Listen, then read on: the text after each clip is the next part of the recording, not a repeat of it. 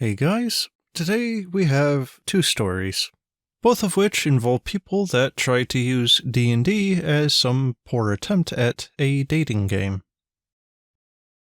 What's up? First time poster, and most certainly something I was never expecting at all. I joined a game where a DM wanted an extra player for their homebrew campaign.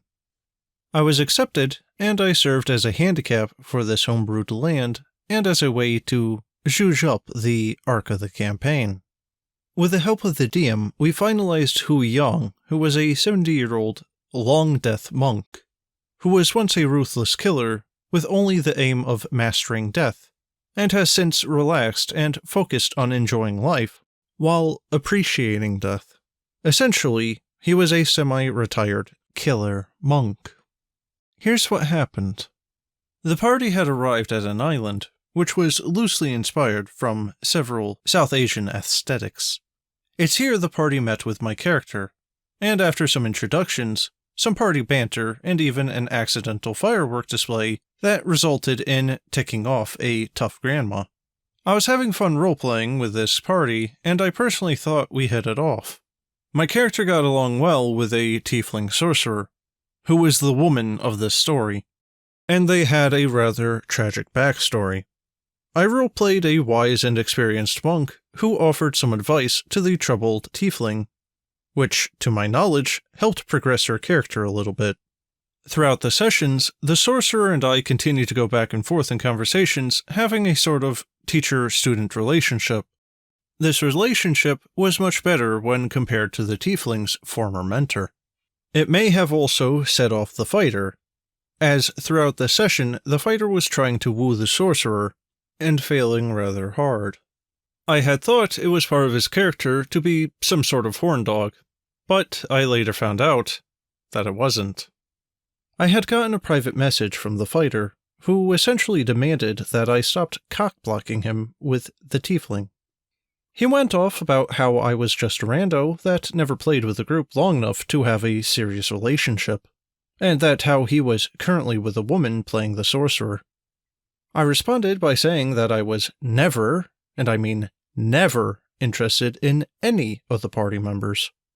There was no romance, and I just met these strangers and knew them for less than 2 weeks.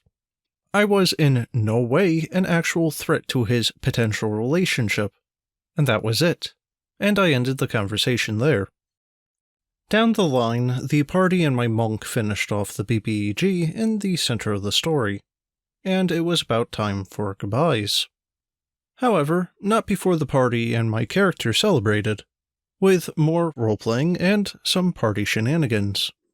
The party was followed by a final farewell between Hu Yang and the tiefling sorcerer. It was there that the sorcerer had given Yang a peck on the cheek and her thanks before she sailed off with the rest of the party. While listening to the roleplay of the other party members, I had gotten a private message, again, from the fighter. This time, it was him warning me to never come back to the party. Now that I was out of the picture, there was no way I could ruin his character and the sorcerer's romance dynamic, and he even gave me advice on how not to ruin a guy's chances with another girl, citing the bro code. The session for me was done, but how it ended was annoying. The fighter angered me, so I screen-capped the conversation and sent it to the sorcerer. There was barely a minute before the sorcerer, out of character, blew up on the fighter. She stated that she was never with him and was not interested. I cursed the quality of my headset because that riot nearly blew my ears off.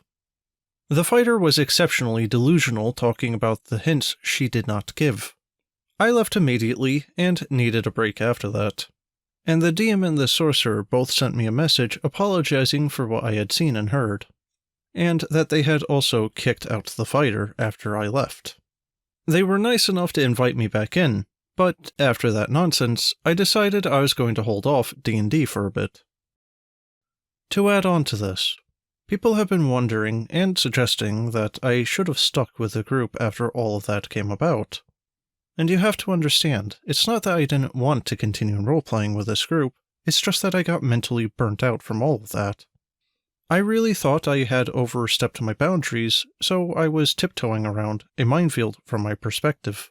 This arc for the players was almost 20 hours long, and that's taking out breaks and such. That was about 20 hours of me having to tiptoe around the fighter and sorcerer while also feeling mildly obligated to see this through for the DM and the others. Once I found out that it was all nonsense, it was quite the relief, but it wore me out all the same. I'm not quitting D&D or tabletop in general. I'm just taking some time off to reset myself and start fresh and take up the DM's offer of coming back. Well guys, at least there was a relatively happy ending for this one. The problem was solved, and the OP will go back and play with the same group. All's well that ends well. But let's move on to the second story. Hi there, I'm new here. This was from a few years ago when I was at university. I played with a group of people for about a year when the incident happened. We had a weekly meetup and a really strong group that was really into the game, and it was a great way to forget about all the uni work that we all felt crushed under. And then one day, I got a text from our DM asking me if I could create a new character for a one-shot that he wanted to run for his crush. We would be running the one-shot at around level 2 or 3, and he wanted to give said girl an easy time and not have to explain all the relationships our old characters had created over the year of playing. I agreed that it would be best for someone who was completely ignorant of how D&D worked. He only asked me that the character not be a half-elf rogue. And so, I spent an hour or two making a human cleric and waited for the session. The session started as normal, and the DM explained how the game worked to the girl. The rest of us were chiming in about different rules and such. Then he asked us to go around and give a description of our characters. We all went and did that, until the girl. She started giving her description, and it was my character. Not just the outline of a half-elf rogue, but her backstory, physicality, and even her name. I shrugged it off as she wasn't sure how to play, and he gave her an already pre-made character. I was angry, but I gave the DM the benefit of the doubt. And we played, and it was fun. She enjoyed it and wanted to join us next time, and we all agreed that she would join in our group for the tentative future.